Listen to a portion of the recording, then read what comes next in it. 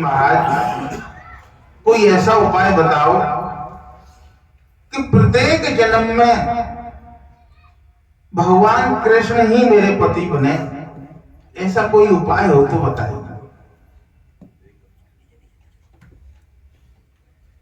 तो नारद जी ने मुस्कुराते हुए कहा, देवी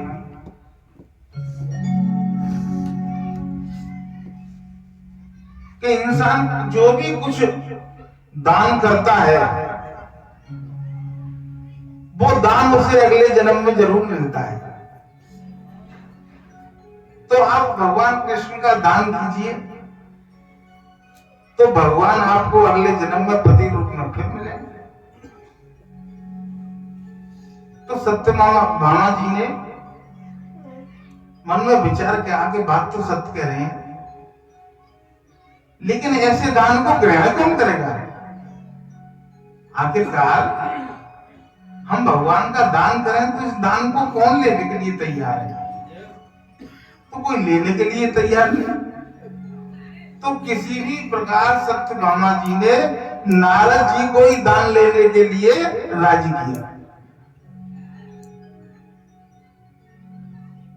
नारद जी बोले कि देवी आप भगवान का दान मुझे कर सकती हो। तो सत्यभामा जी ने संकल्प करके और भगवान को दान में दे दिया। जब भगवान को दान में दे दिया तो नारद जी भगवान को अपने साथ ले जाने लगे। सत्यभामा जी बोली कि इन्हें आप कहां ले जा रहे हो? अरे कि आपने मुझे इनका दान दिया है, अब ये मेरे हो गए, अब तो मैं इन्हें अपने घर ले जाऊंगा, अपने साथ ले जाऊंगा। अब तो सत्यभामा जी को एहसास हुआ कि ये मैंने क्या कर दिया। भाई जो चीज आपने दान कर दी, दान लेने वाले का उस पर अधिकार हो गया, अब आपका अधिकार नहीं है, मैं इन्हें अपने साथ ले जाऊंगा। सत्यभामा जी को अपनी भूल का एहसास हुआ। अब तो वो नारद जी से अनुनय विनय करने लगी, महाराज ऐसा मत करो भाई, जिन्हें ले जाओगे तो फिर हमारा तो ना कछुआ है जी, तो हमें गलती लगी। इतने में और भी रानियां आ गई, सभी इकट्ठी हुई, सबने विनय किया, एक रुक्मिणी जी नहीं आई। तो नारद जी से जब उन्होंने विनय की तो नारद जी बोले कि एक काम हो सकता है कि यदि आप इनके बराबर का स्वर्ण मुझे दें तो मैं इन्हें वापस कर सकता हूं। तो सत्यभामा जी और भी रानियां थी, उन्होंने सोचा तो सोना तो हमारे पास बहुत है, हम तो एक तो क्या, हम तो दो ठाकुर जी तोड़ लेंगे, हम तो सोने की क्या। वे बड़ी प्रसन्न हुई। तो भगवान को एक तराजू में बैठाया गया और दूसरे तराजू में सोना ला के रख दी गई। अब भगवान के वजन से चौगुना सोना भी रख दिया, फिर भी पल्ला ऊपर नहीं हुआ।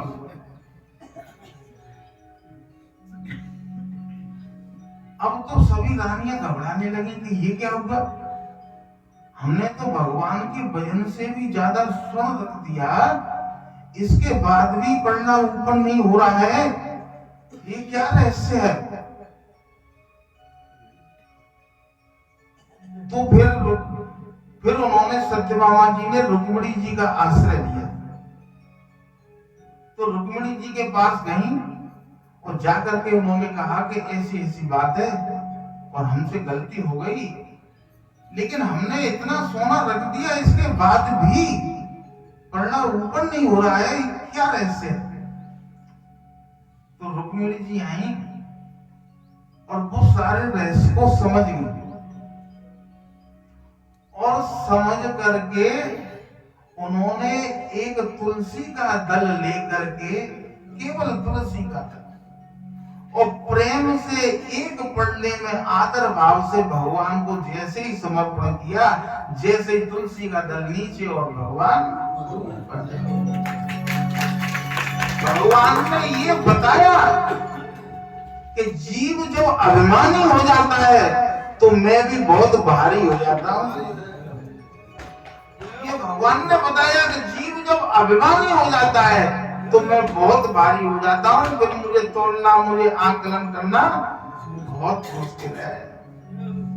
भगवान के जो अपने चरण है ना, उनका एक पैर टेढ़ा है, तो भगवान ये बताते हैं कि मुझको समझना भी बहुत टेढ़ा है।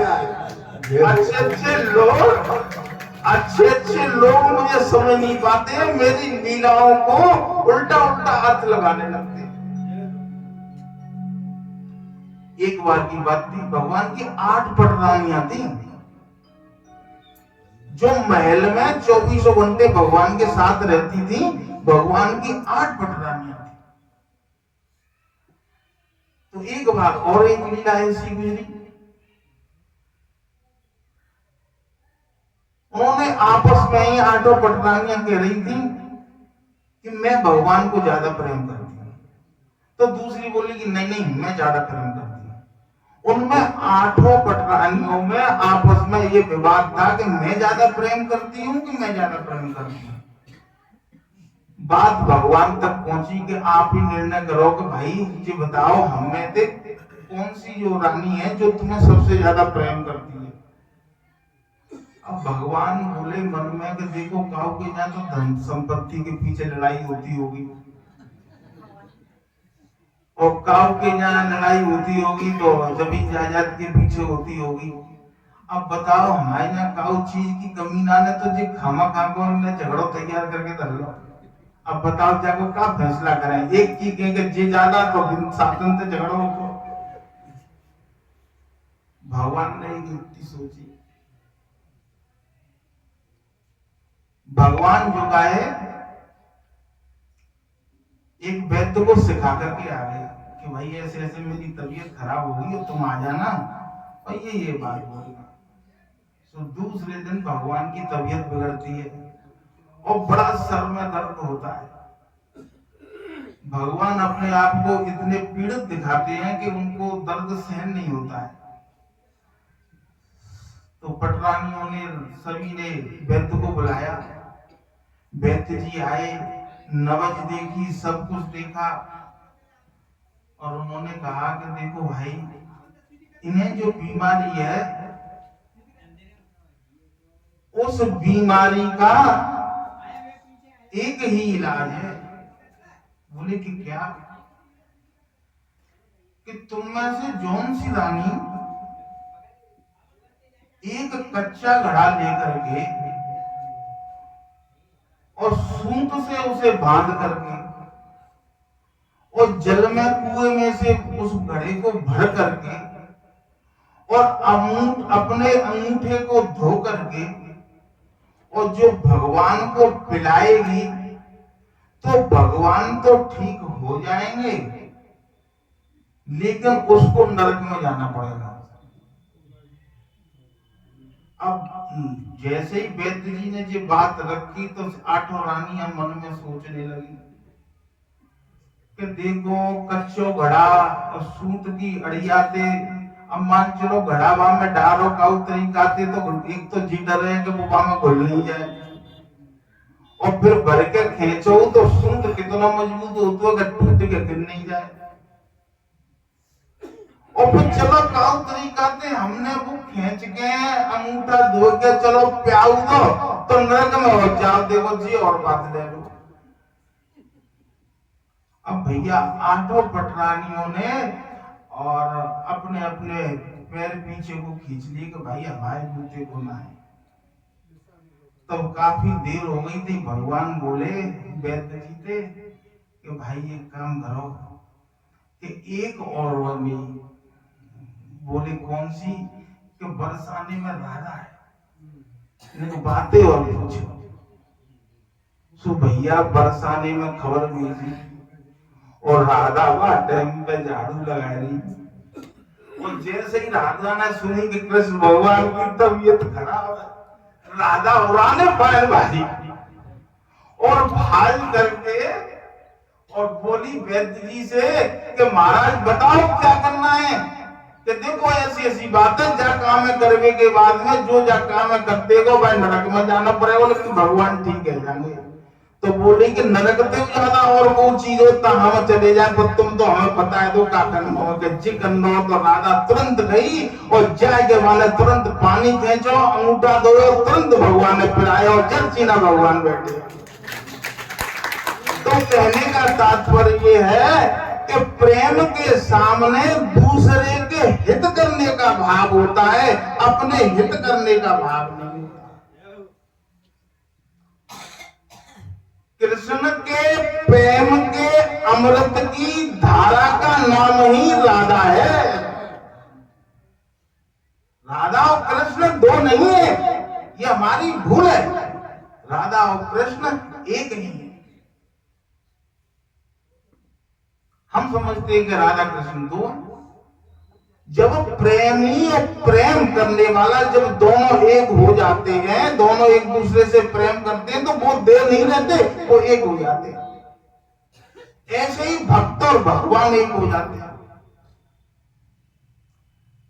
लेकिन हमको यहाँ समाज में उल्टी रीति बताई गई है, सारी बातें बताई गई हैं कि ऐसा करने से पाप लगता है, ऐसा न करने से ये होता है।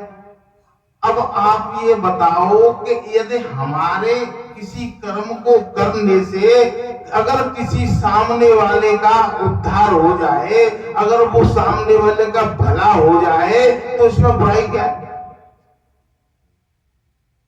सत्कर्म करने से, अच्छा कर्म करने से दिन श्रेष्ठ होता है, ना कि दिन से कर्म श्रेष्ठ होता है। हम सोचते हैं कि फलाने दिन शुभ दिन है, उस दिन ये काम करेंगे तो हमारा काम ये हो जाएगा। ये नहीं, हमें निष्काम भाव से दूसरे के हित के लिए कार्य करना चाहिए। हमें अपना हित और स्वार्थ नहीं देखना चाहिए, दूसरे का हित और स्वार्थ देखना चाहिए।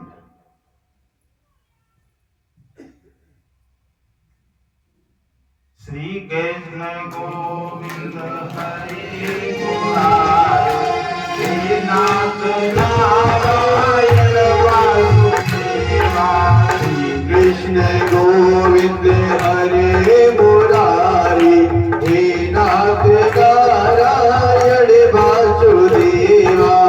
श्री कृष्ण गोविंद हरे मुरारे, हे नाथ नारायण वासुदेवा। कृष्ण गोविंद हरे मुरारी, हे नाथ नारायण वासुदेवा। हे नाथ नारायण वासुदेवा। हे नाथ नारायण वासुदेवा। आगे गजेंद्र मोक्ष की कथा है। गजेंद्र मोक्ष की जो कथा है वो हमारे तुम्हारे जीवन की ही कथा है। मैंने आपको पहले भी बताया कि एक भी कथा, चाहे वो रामायण की हो, चाहे वो भागवत की हो, चाहे किसी भी पुराण की कथा हो, हर कथा का हमारे जीवन में हमारे लिए ही अर्थ होता है। गजेंद्र मोक्ष की कथा में बात है कि सुखदेव जी राजा से कहते हैं कि राजन, त्रिकूट पर्वत पर एक बलवान हाथी रहता था। त्रिकूट पर्वत पर, त्रिकूट का मतलब होता है 3 गुण, सत्य रज तम। ये माया के ही गुण हैं और इसी पर्वत पर हाथी रहता है। वह अनेक हथनियों का पति था, वो अनेक हथनियों का पति था। गर्मी के दिन थे, कड़ी गर्मी का मौसम था। गजेंद्र हथनियों के साथ सरोवर में जल कीड़ा करने गया था। जल कीड़ा में तन्मय है यह जानकर एक मगर ने उसका पैर पकड़ लिया। एक मगर ने उसका पैर पकड़ लिया।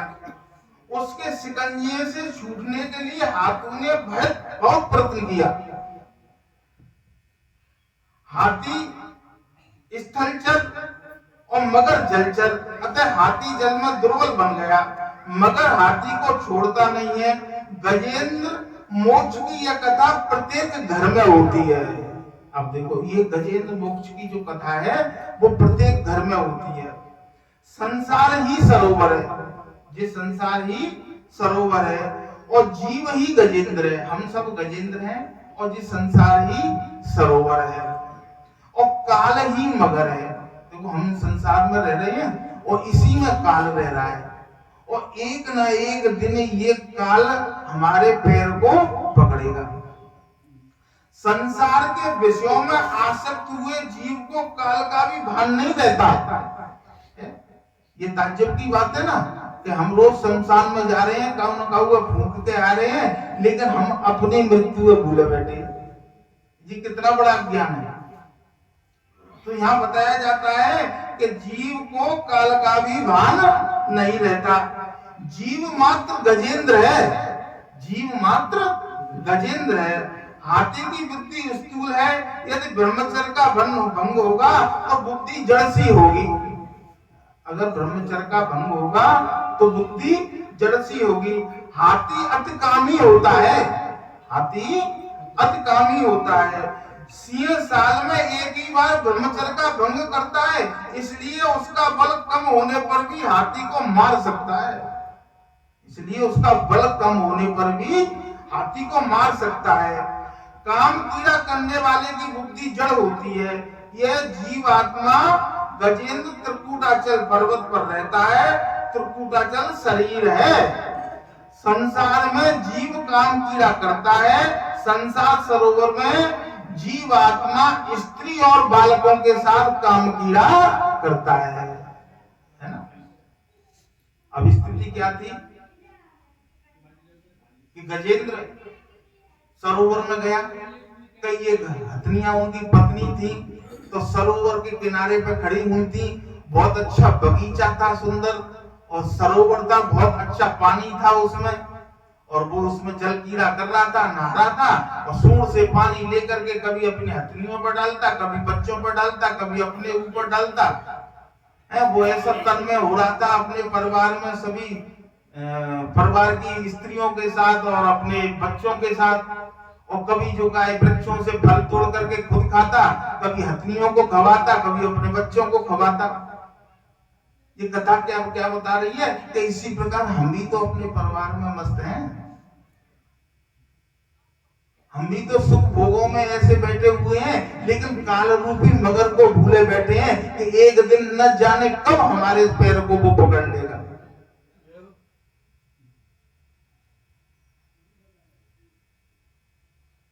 संसार में जो काम सुख का उपभोग करता है उसे काल पकड़ता है, जिसको काम को मारता है उसे काल भी मारता है। मनुष्य कहता है कि काम सुख का उपभोग करता हूँ, यह बात झूठी है। काम मनुष्य का ही उपभोग कर जाता है। आदमी तो सोचता है कि मैं काम सुख को भोग रहा हूँ, नहीं, काम सुख ही उसे भोग जाता है। उसकी शरीर की जब दशा ऐसी हो जाती है, जब वो 70-75 साल पर पहुंचता है, जब उसे एहसास होता है कि मेरी सारी शक्ति छीन हो गई। वो सोचता था कि संसार के सुखों को मैंने भोगा, नहीं, वो सुख ही उसको उल्टा भोग गई। इंद्रिय को जब भक्ति रस मिलता है तब ये शांत हो जाती है। इंद्रियों को जब भक्ति रस मिलता है तो वो शांत हो जाती है। अनेक जन्मों से जीव काल को मारता चला आ रहा है। मगर और सांप को काल की उपमा दी गई है। मगर और जो सर्प है ना, इसे काल की उपमा दी गई है। जिस संसार में मनुष्य काम कीड़ा करता है वहां काल भी रहता है। जिस समय जन्म होता है उसी समय मरण का समय भी निश्चित कर दिया जाता है। जिस समय पर जन्म होता है तो मृत्यु का विधान भी उसी समय बना दिया जाता है। मगर ने हाथी का पांव पकड़ा था, काल जब आता है तो सबसे पहले पैर ही पकड़ता है। काल जब आता है तो सबसे पहले पैर ही पकड़ता है। आपने देखा होगा जब आदमी बिस्तर पर पड़ जाता है तो उसके पैर काम करना बंद कर जाता है। पांव की काल जब आता है तो सबसे पहले पैर ही पकड़ता है, और पांव की शक्ति क्षीण हो जाए तो मान लो कि काल ने पकड़ लिया है। जब हमारे पैरों की शक्ति क्षीण हो जाए तो समझ लो कि हमको काल ने पकड़ लिया है। पांव की शक्ति क्षीण हो जाए तो सावधान हो जाना चाहिए कि आप काल समीप आ गया है। उस समय घबराना नहीं चाहिए, भगवत स्मरण में लग जाना चाहिए। जब काल आकर पकड़ेगा तब तुम्हें ना पत्नी छुड़ा सकेगी और ना पुत्र ही। जब काल पकड़ेगा तब कोई भी प्रश्न काम नहीं आएगा। जो हाथी की दशा हुई मां सरोवर में, यही संसार में हमारी और आपकी दशा होती है। कैसे कि जब वो इतना मगन था, अटखेलियां कर रहा था, तो जैसे ही काल ने उसका पैर पकड़ा तो हथनियों ने सूंड में सूंड मिला करके सबने उसको खींचने का बड़ा प्रयत्न किया। बच्चों ने भी जोर लगाया, लेकिन हाथी को खींच नहीं पाए। जब उन्होंने देखा कि हमारे प्रयत्न से भी हम इन्हें छुड़ा पा रहे हैं, तो वो निराश होकर के सब सरोवर से लौट गए और हाथी अकेला ही खड़ा हो गया।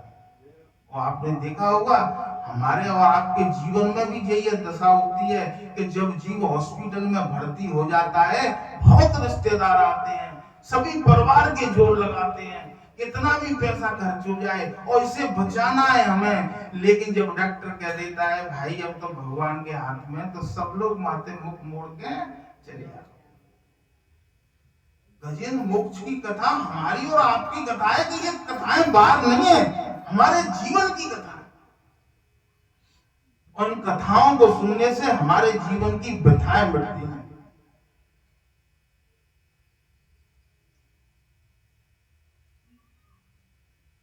गजेंद्र की भी यही हालत हुई। काल आकर पकड़ेगा तब तुम्हें न पत्नी छुड़ा सकेगी न पुत्र ही। जब काल पकड़ेगा तब कोई भी प्रश्न काम नहीं आएगा, केवल तुम्हारा अपना पुण्य पुरुषार्थ और भजन ही काम आएगा। पुण्य पुरुषार्थ और भजन ही काम आएगा। देखो कि जब भी जो औषधि हम खाते हैं ना, औषधि के रूप में भी भगवान, अन्न के रूप में भगवान, जल के रूप में भगवान है, डॉक्टर के रूप में भगवान है। लेकिन जब जीव के अपने पुण्य पुरुषार्थ नहीं होते हैं तो ये विपरीत हो जाते हैं। डॉक्टर सरेआम काल के बराबर हो जाता है। जो दवाई लगातार हजारों मरीजों पे काम कर रही है, वो दवाई तुम पे काम नहीं करे, बोलो क्या करो। कितनी भी कोशिश कर लो, और अगर आपका पुण्य पुरुषार्थ है तो मैं आपको सही बता रहा हूं कि नॉनवेज धनियों काम कर जाते हो। अगर हमारे पुण्य पुरुषार्थ हैं और थोड़ी सी कोई परेशानी है तो मामूली सी दवाई काम कर जाती है। और पुण्य पुरुषार्थ नहीं है तो तुम कितना भी इलाज करा लो, महंगे से महंगे डॉक्टरों के पास चले जाओ, लेकिन आपका सपड़ा बैठता नहीं। क्या कहते हैं कि पतो ना पेट में दर्द हो, और पेट के दर्द में देखो इतनी बड़ी बीमारी है गई कि आज 2 साल है गई सपड़ा ना बैठ। तो ये क्या है कि दवाई भी जब ही काम करेगी जब हमारे पुण्य पुरुषार्थ होंगे, अन्यथा काम नहीं करेगी। इसलिए जीव को मैंने एक ही बात बता दी कि देखो जब तक मद रहता है, जवानी रहती है, तब तक तो आप सब कुछ झेलते रहते हो। लेकिन 50 साल के बाद में जैसे ही 51वां साल लगे, फिर हमें अपनी प्रवृत्ति में, अपने सुखों में धीमे धीमे कटौती करके और भगवान की तरफ प्रवृत्ति बढ़ानी चाहिए।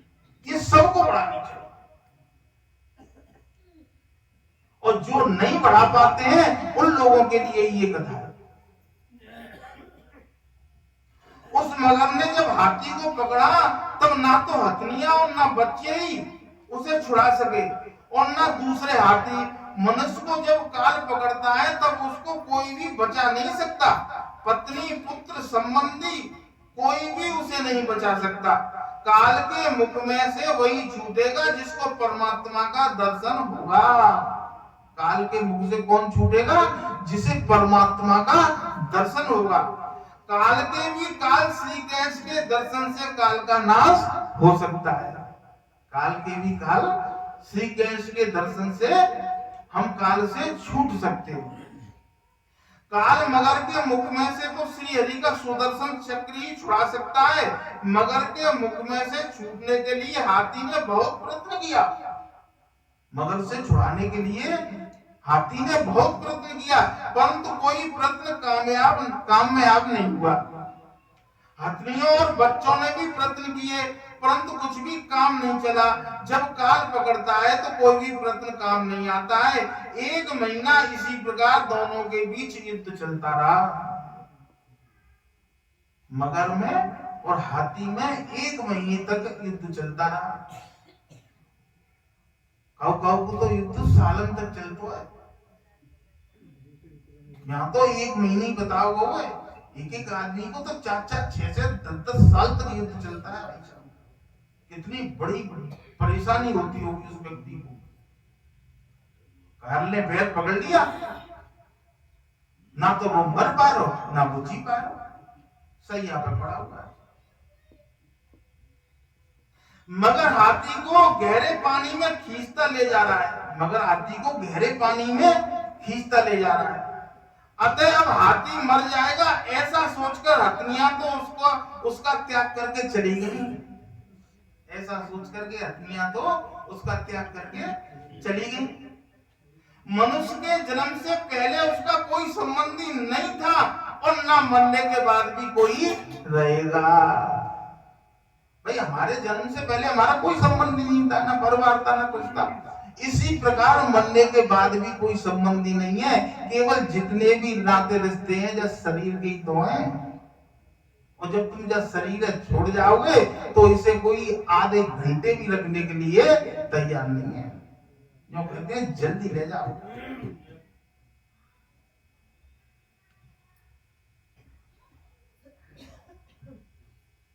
उसका कोई संबंध नहीं था और ना मरने के बाद कोई रहेगा। फिर भी जन्म और मरण दोनों के बीच में जो समय है, उस समय में उसे एक दूसरे के बिना चैन नहीं पड़ता। परंतु अंत काल में कोई भी काम नहीं आता। मनुष्य को ऐसी इच्छा रखनी चाहिए कि मेरी ऐसी हालत हो कि मुझे प्रभु के बिना चैन नहीं पड़े, है ना। जैसे परिवार में सदस्य कोई नहीं रहे, चला जाए कहीं तो आदमी पूछता है कहाँ है भाई, वो फलानो कहाँ है, ढिकानो कहाँ है, तो आदमी को चैन नहीं पड़ता। तो ऐसी जो आसक्ति परिवार के सदस्यों में है, ऐसी आसक्ति हमें भगवान में होनी चाहिए कि जब तक हम भगवान के दर्शन नहीं कर लें, जब तक भगवान की इतनी माला नहीं फिर लें, जब तक हम अपनी रामायण को पाठ नहीं कर लें, जब तक हम आध घंटा श्री के कीर्तन नहीं कर लें, जब तक हमें चैन नहीं मिले। शास्त्र में ऐसा बताया गया है कि भक्ति को व्यसन बना लो। जैसे व्यसन कहते हैं, जैसे कोई आदमी बीड़ी पीता है, कोई आदमी शराब पीता है, कोई आदमी तंबाकू खाता है, तो उसको जब तक वो खा नहीं ले तो बस चैन नहीं पड़ता। ऐसे ही भक्ति को तुम व्यसन बना लो कि जब तक हम आध घंटा कीर्तन नहीं कर ले, जब तक हमें चैन नहीं पड़े। भक्ति को व्यसन बना लो, ऐसा शास्त्र है। रोज जब तक हम ज्यादा नहीं तो 11 माला जप लें, जब तक जा काम नहीं करना तब तक चैन नहीं मिले।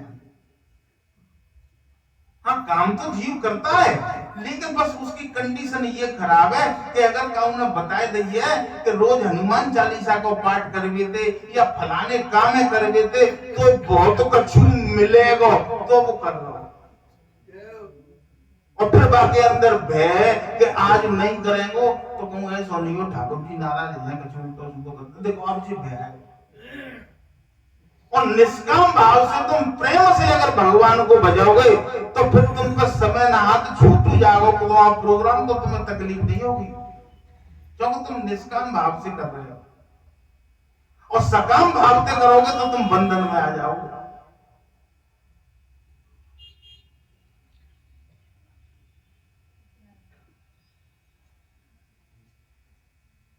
मुझे प्रभु के बिना चैन ना आए, गजेंद्र अब मर जाएगा ऐसा सोचकर सब उसको छोड़कर चले गए। गजेंद्र अकेला ही रह गया। मनुष्य भी जब अकेला हो जाता है तब जाकर ज्ञान जागृत होता है। अकेला अर्थात जेब में एक पैसा भी न हो तब उसे जाकर के ज्ञान होता है। शरीर से अकेले को अकेला नहीं कहते हैं। जेब में एक पैसा नहीं हो तो समझ नहीं हो कि तुम अकेले हो। क्योंकि पैसा आते तो मुझे संग ठाड़े है ना। जब जाकर ज्ञान जागृत होता है, अकेला अर्थात जेब में कोई एक पैसा भी ना हो तब ज्ञान जागृत होता है और वह ईश्वर की शरण में आता है। निर्बल का बल राम है। द्रौपदी जब तक साड़ी का आंचल पकड़ रखा तब तक श्री कृष्ण नहीं आए। द्रौपदी जब तक साड़ी का आंचल पकड़े रखी तब तक भाई अपने बल को अभिमान हो तब तक भगवान नहीं आए। ईश्वर संपूर्ण प्रेम चाहता है, जीव ईश्वर को थोड़ा प्रेम देता है, अतः ईश्वर मदद नहीं करते। भगवान कहते हैं तू पूरा प्रेम मुझे दे। सुंदरकांड में तो बता दिया था और यही प्रसंग बताया था जो प्रसंग ये चल रहा है। जननी जनक बंद सुत दारा तन तन भवन सो हृदय परवारा सबके ममता तांग बटोरी मम पद मनाए पाले प्रभु समदर्शी इच्छा कछु नाई हर्ष शोक भय नहीं मन माई। तब भगवान कह रहे हैं अस सज्जन मम उर बस कैसे लोभी हृदय बसौधन जैसे। भगवान पूर्ण समर्पण। द्रौपदी तब तक अपना आंचल पकड़े रही तब तक भगवान मदद के लिए आए नहीं।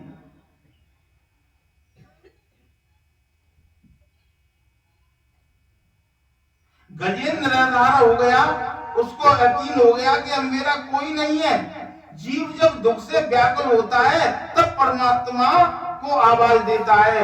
हर रोज गजेंद्र मोक्ष का पाठ करो, हर रोज गजेंद्र मोक्ष का पाठ करो। जब तक अपने बल का अभिमान है, जब तक अपने पैसे का अभिमान है, जब तक भगवान की सुहृदय शक्ति है वो काम नहीं करती है। द्रौपदी को जैसे ही लगा कि ये तो मेरी साड़ी को खींचते ही चला जा रहा है, खींचते ही चला जा रहा है और मेरा तो बल अब काम नहीं कर रहा है, तब उसने दोनों हाथ छोड़ करके जैसे ही भगवान को पुकारा कि भगवान आप मेरी लाज आप ही बचाओगे, सोई भगवान चले आए। अब ऐसा नहीं था कि द्रौपदी ने मान के चलो अब जीव भक्ता है कि 100 किलोमीटर दूर फलानी जगह जा रहा है भगवान के पास। द्रौपदी को मां थोड़ी गई, भगवान तो सब जगह हरि व्यापक सर्वत्र जवाना प्रेम से प्रकट हो ही नहीं। भगवान को तुम जहां हो जैसी स्थिति में हो वहीं से पुकारोगे भगवान आएंगे। एक बार द्रौपदी भगवान के संपर्क में आई किसी स्थान पर तो उन्होंने बड़ा आभार व्यक्त किया था भगवान का कि भगवान आपकी बड़ी कृपा रही, तुमने समय पे आकर के मेरी लाज बचाई।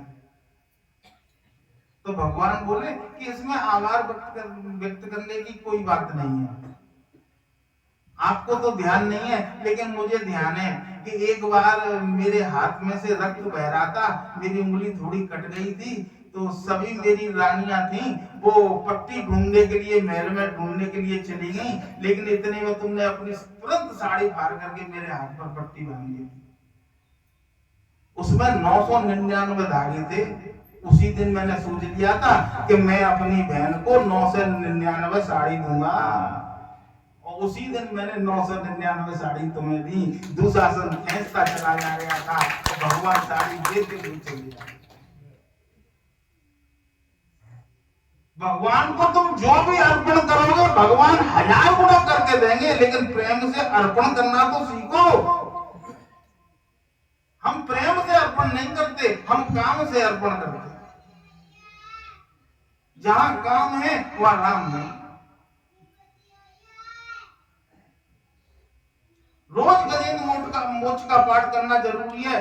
बुढ़ा जब बीमार पड़ेगा और अधिक दिन बीमार रहेगा तो सब ऐसी इच्छा करेंगे कि यह बुढ़ा मर जाए तो अच्छा है। ये परिवार की दशा है।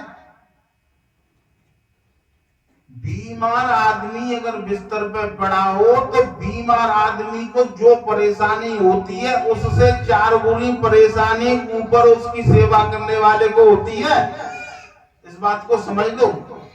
और उस सेवा करने की एक हद होती है, और जब वो हद पार हो जाती है तो फिर सब लोग ये प्रार्थना करते हैं कि भगवान अब तो जाके मिट्टी संभाल ले जाए। बेटा छुट्टी लेकर आया हो और बुढ़े की बीमारी बढ़ती जाए तो वो कहेगा कि मैं जा रहा हूं, मेरी छुट्टी खत्म हुई है, बुढ़े को कुछ हो जाए तो खबर दे देना। भाई मेरी तो छुट्टी खत्म हो गई, मैं तो जा रहा हूं, और जब कुछ है जाए तो बता दिया 1 दिन 2 दिन की और छुट्टी ले आ। अब ऐसे कब तक डरोगे? ये संसार की दशा है, गजेंद्र मोक्ष की कथा हम सब की कथा है, हमारे जीवन की कथा है। मेरी छुट्टी खत्म हुई है, बुढ़े को कुछ हो जाए तो खबर दे देना। जीव जब मृत्यु सैया पे अकेला होता है तब उसकी हालत गजेंद्र मोक्ष जैसी होती है। अंत काल में जीव को ज्ञान होता है परंतु तब वह ज्ञान उसको कुछ काम नहीं आता। अंत समय में जब उसे ज्ञान होता है तब वो ज्ञान कुछ काम नहीं आता। अब ऐसे समझ लो कि आग लग जाए जोर की और फिर तुम कहो कि समरसेबिल भाई बनवा सा एक समरसेबिल यहाँ लगवा दो, तो आग लगे के बाद में समरसेबिल लगवा देते का फायदा? वो लगे के नहीं निकलेंगी दोनों तो बहुत चले कर रहा है। ये तो पहले से ही तैयारी करी जाती है।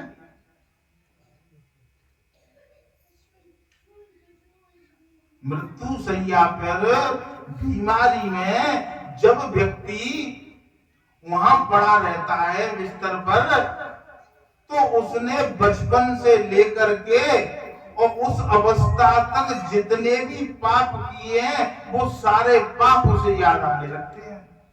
ध्यान देना, मरते समय जीव को अपने पाप याद आते हैं, और जब तक वो सैया पर नहीं है, जब तक उसे पापों का बिल्कुल भान नहीं है, अपने पुण्य याद करता रहता है।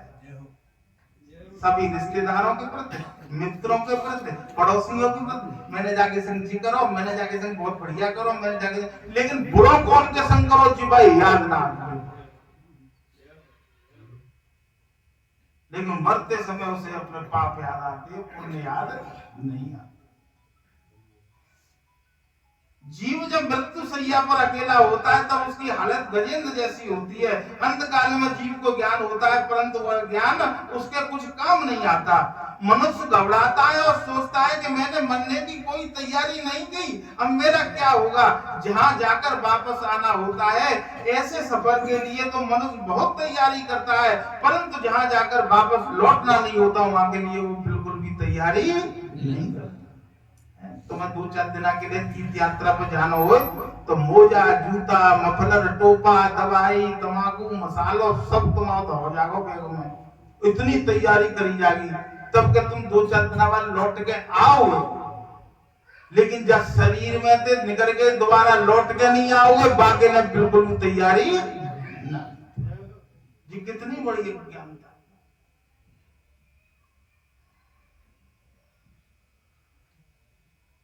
ऐसे सफर के लिए कुछ भी तैयारी नहीं करता।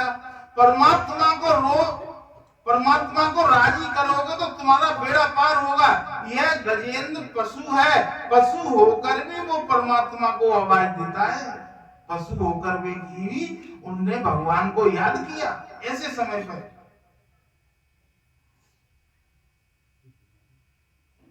परंतु मनुष्य तो मृत्यु सैया पर पड़कर भी हाया करता है, पर हाया करने से अब होगा क्या? हाया करने की बजाय अगर हरी हरी करी जाए वो ज्यादा बढ़िया बात है। हाया करने से अब कुछ होने वाला नहीं। अब ईश्वर के सिवा मेरा कोई नहीं है। ईश्वर के आधार के बिना जीव निराधार है। अंत में सब छोड़कर चले जाते हैं। जिनके लिए सारे जीवन का भोग दिया वे भी छोड़कर चले जाते हैं। अंत काल में जीव पछताता है, हाया करके उसकी जान जाती है। अंत काल में हाया करके हृदय जलाना नहीं चाहते हो तो अभी से हरि का नाम लेना शुरू कर दो।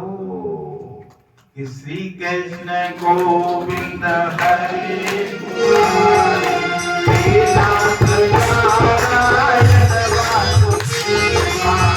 कृष्ण गोविंद हरे मुरारी हे नाथ नारायण वासुदेवा हे नाथ नारायण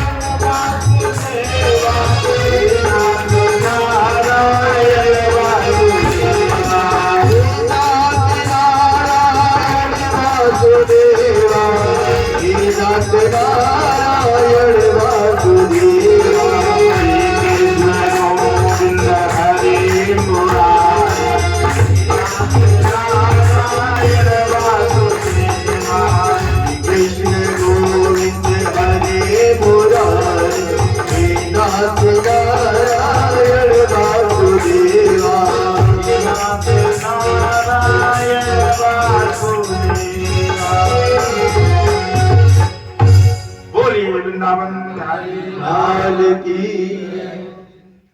आज से श्री हरि का स्मरण करोगे तो अंत काल में श्री हरि ही याद आएंगे। अगर तुम प्रयत्न करोगे, आदत डालोगे, भक्ति को यदि व्यसन बना लोगे, आदत बना लोगे, तो ये सत्य है कि आखिरी समय में भगवान जरूर आएगा। भगवान आने का मतलब आप ये मत समझना कि तुम सैया में पड़े हो तो भगवान आके तुम्हें सामने ठाड़े जाएंगे। ऐसी बात नहीं है।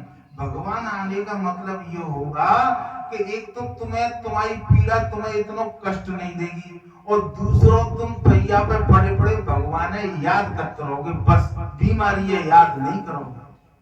ये किसी को भगवान को आना कहते हैं।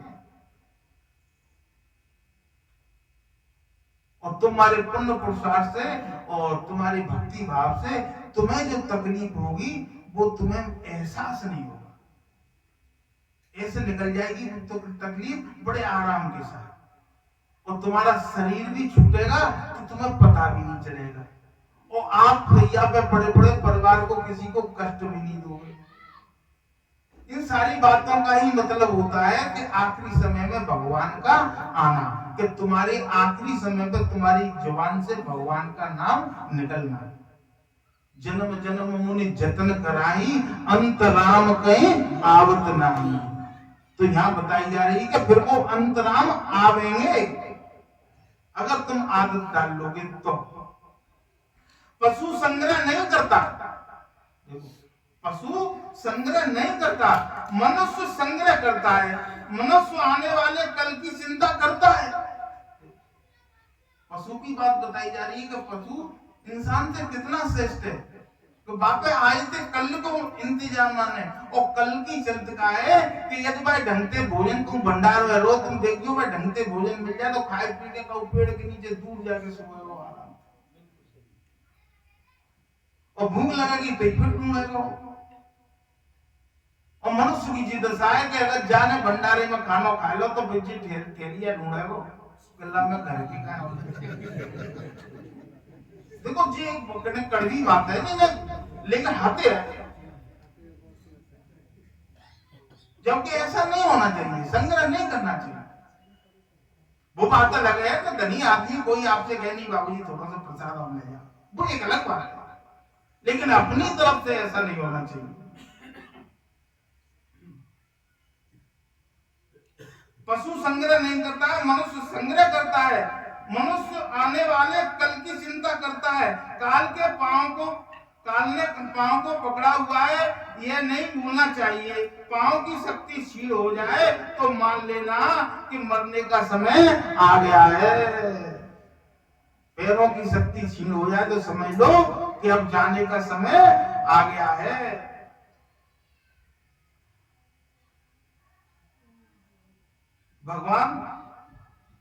भगवान से गजेंद्र प्रार्थना कर रहा है।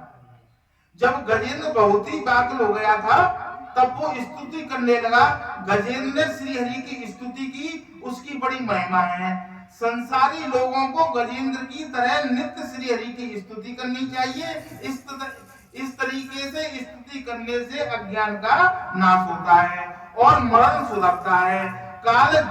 काल जब जीव को पकड़ने के लिए आता है तब वह प्रभु को पुकारता है कि हे नाथ, आपकी शरण में आया हूँ। जीव जब चारों ओर से निराधार बन जाता है तब पूर्व जन्म के संस्कार से और सत्कर्म से वह प्रभु की शरण में आता है। पूर्व जन्म के संस्कार से और पुरुषार्थ से प्रभु की शरण में आता है। गजेंद्र स्तुति करता है कि भिन्न भिन्न रूपों में नाटक करने वाले अभिनेता के वास्तविक स्वरूप को जिस प्रकार साधारण दर्शक नहीं जान सकता, उसी प्रकार सत्य प्रधान देवता या ऋषि भी तुम्हारे स्वरूप को नहीं जान सकते, तो फिर दूसरे साधारण लोग तुमको पहचान ही कैसे सकते हैं या तुम्हारे स्वरूप का वर्णन कैसे कर सके। ऐसे दुर्गम चरित्र वाले प्रभु मेरी रक्षा करें।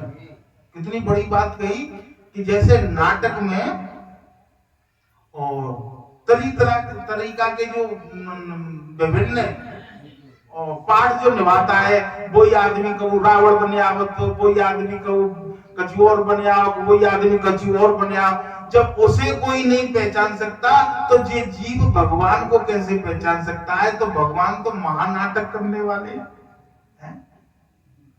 तो गजेंद्र कह रहा है कि विभिन्न रूपों में तुम संसार में दिखाई देने वाले हैं, तो जीव तुम्हें पहचान नहीं पाता है। गीता के 10वें अध्याय में भगवान ने अपनी विभूतियों का वर्णन किया है, लेकिन जीव उन विभूतियों को देख नहीं पाता है।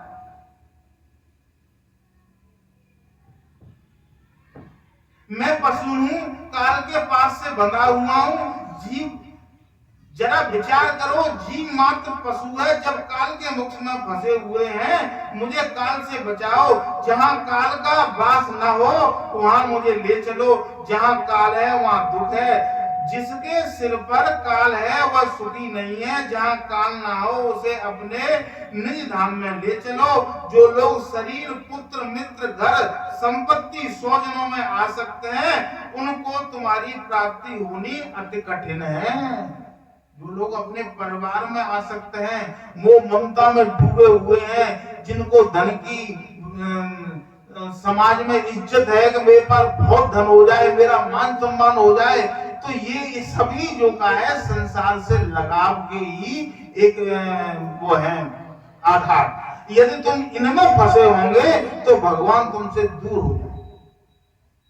सबसे मन हटा करके एक भगवान को ही आधार बना लो।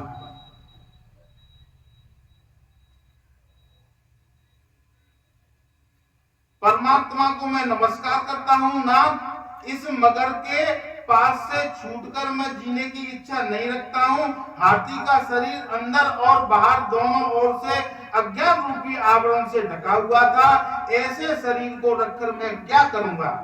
मैं तो आत्म प्रकाश को ढक देने वाले उस आत्मज्ञान रूपी आवरण से छूटना चाहता हूँ कि जिसका काल क्रम से अपने आप नाश होता है।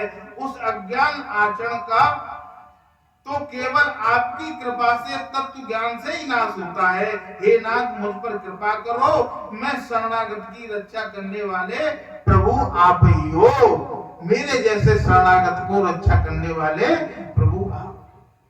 भगवान की यदि हम शरण लेंगे तो ऐसा कहते हैं कि ताने ताकि शरण गई, बाह्य बाकी लाज, और उल्टे पग मछली चले बहुत जात गजराज। शरणागति जी बहुत बढ़िया एक दुआ है और लिखा है कबीरदास जी ने कि ताने ताकि शरण गई। अब देखो, मछली ने पानी की शरण ली है, तो ऐसा लोग बताते हैं कि मछली ने पानी की शरण ली है तो झरना ऊपर से गिर रहा हो तो मछली झरना में उल्टी चढ़ जाती है ऊपर। पानी को बेग न हो तो मछली न चलते, क्योंकि बन पानी की शरण ली है। लेकिन हाथी ने जमीन की शरण ली है। पक्षी ने आसमान की शरण ली है। तुम पक्षी के पास जाओगे फिर आसमान में उड़ जाओगे, क्योंकि मैंने आसमान की शरण ली है। और गजराज ने पृथ्वी की शरण ली है, लेकिन वो पानी में हो और पानी को बहाव न्यो जा रहा हो तो वो उल्टा चल ना सकत, वाइते ही ले जाओ पानी, क्योंकि मैंने शरण ना ली। इसी प्रकार यदि तुमने भगवान की शरण ले ली और भगवान के तुम शरण है गए तो बस वो तुम्हारी लाज बचा लेगा, जी पक्की बात। ताने ताकि शरण गई पाई ये बाकी लाज। अच्छा देखो जाकर सीधा सीधा एक उदाहरण बतावे कि मान चलो तुम्हारे दरवाजे पे कोई कुत्ता आए के रह जाए और बाकी पैर में तकलीफ है। अब तक तुम्हें कुत्ता के प्रति कोई तुम्हें लगाव ना हुआ, मैं मानता हूं, लेकिन तुम्हारे दरवाजे पे यदि वो आए डरा हुआ है तो एक बार तो तुम उपेक्षा कर दोगे कि उठ के चलो जाओ, लेकिन वो समझानो नहीं हो और रात में सुकुर्त दीख हो तो तुम्हारी भीतर से भावना जी करेंगी यार ठंड पड़ रही है, नहीं हो तो यहाँ बोली रात में जाके ऊपर तुम तुम्हारे दरवाजे पे आओ भाई, डरो है रात में पैर में तकलीफ है ना उठ पाए तो तुम बाकी ऊपर बोरी डाल दोगे, बाकी रात कट जाएगी। अब तो उठ के ना जा रहा तो फिर तुम सोचोगे यार कब तक डरो, रात तक जाने की भावना नहीं डरो तो तुम देखो मार रोटी उड़ा रहे हो, है ना। तो तुम्हारी शरण माने ग्रहण करी है तो तुम बाकी अब लाज रख रहे हो ना रख रहे हो, बोलो। तो ऐसे ही भगवान कहते हैं कि तुम मेरी शरण रखोगे तो मैं तुम्हारी सब तरीका से लाज रखेंगे, तुम मेरी शरण में आओ तो सही। भगवान बस इसी बात को बताया। लेकिन जब तक संसार का आश्रय है, जब तक धन का आश्रय है, जब तक अपनी होशियारी का आश्रय है, तब तक भगवान की शक्ति काम नहीं करेगी। सत्संग का समय हो गया भाई, बात में हम ध्यान ना रहो, वो बात थोड़ी ये सत्संग है। हाँ तो ये सत्संग की बात है। आज के सत्संग को मसीह विराम देंगे और आज गणेश मोक्ष की कथा हुई है।